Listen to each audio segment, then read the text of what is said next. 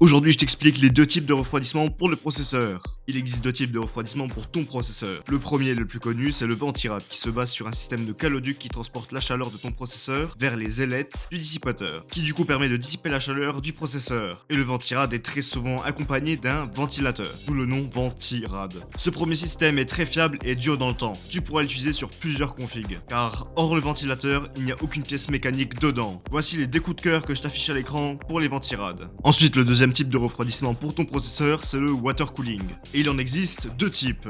Le premier type de water cooling, c'est le water cooling all-in-one, ou IO, qui est un type de water cooling où tout est inclus. La pompe, le réservoir, le radiateur, tout est inclus. Le deuxième type, c'est le water cooling custom, qui lui par contre est customisé suivant le PC. Et là, il faut l'acheter pièce par pièce et le monter. Mais aujourd'hui, on se concentre sur le premier type de water cooling. Le water cooling fonctionne avec un liquide qui passe par le bloc CPU pour conduire la chaleur vers le radiateur. Je t'affiche nos deux coups de cœur pour les water cooling.